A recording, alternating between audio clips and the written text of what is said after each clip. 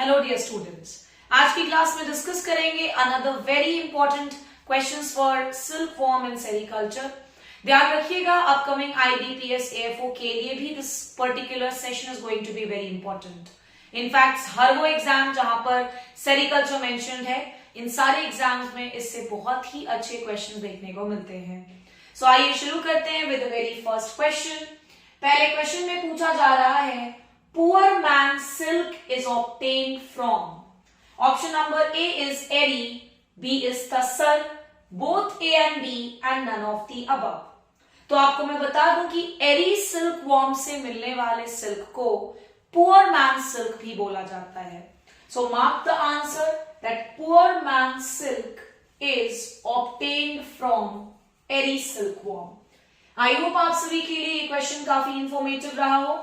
Please note it down और उसके बाद इसे आज के आज याद कर लें that poor man's silk is obtained from which silkworm? So it is eri silkworm.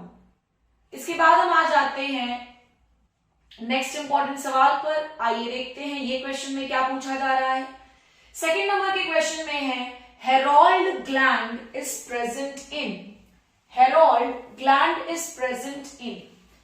पहला ऑप्शन है male of the mulberry silkworm, females of the mulberry silkworm, both A and B and all of the above। तो आपको बता दूं कि ये जो Harold gland होता है ये बेसिकली पाया जाता है in the males of mulberry silkworm. So the answer is going to be option number A. वही मैं अगर बात करूं फीमेल्स ऑफ मलबरी सिल्कवॉर्म की, तो इनमें जो ग्लैंड प्रेजेंट होता है it is known as Ishiwata gland. This gland is known as what? So Ishivata gland.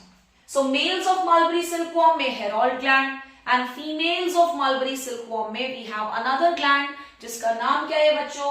So Ishivata's gland। आइए आ जाते हैं थर्ड नंबर के क्वेश्चन पर और देखते हैं तीसरे नंबर क्वेश्चन में हमारे पास क्या है। So coming to the third question, another very new question। Question में पूछा जा रहा है, the factory where reeling of cocoon is done is known as। यानी उस फैक्ट्री का नाम बताइए जहां पर कोकून्स की रीलिंग होती है। अब ये रीलिंग क्या होता है?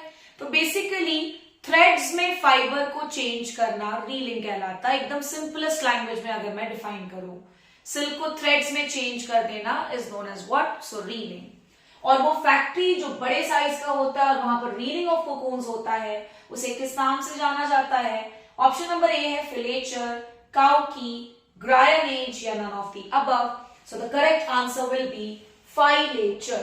करेक्ट आंसर क्या है बच्चों इसमें? It is filature. I hope आप सभी को ये क्वेश्चन भी याद हो जाएगा कि उस फैक्ट्री का नाम बताएं जहां पर कोकून्स की रीलिंग की जाती है। So the answer will be filature. Next आ जाते हैं चौथे नंबर के क्वेश्चन पर। अब बहुत ही अच्छा क्वेश्चन, बिकॉज इसमें पूछा जा रहा है that the cross between univoltine and multivoltine silkworm is। univoltine और multivoltine silkworms के क्रॉस को हम किस नाम से जानते हैं?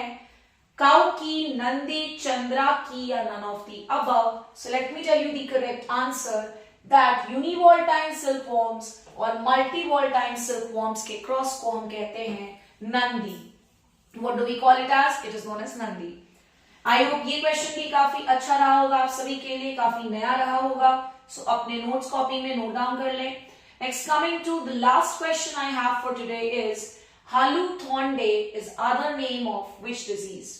कल की क्लास में मैंने बात की थी थोटा रोगा के बारे में, और आज एक और इंपॉर्टेंट डिजीज का नाम हम देख पा रहे हैं, हालू-थॉर्नडे।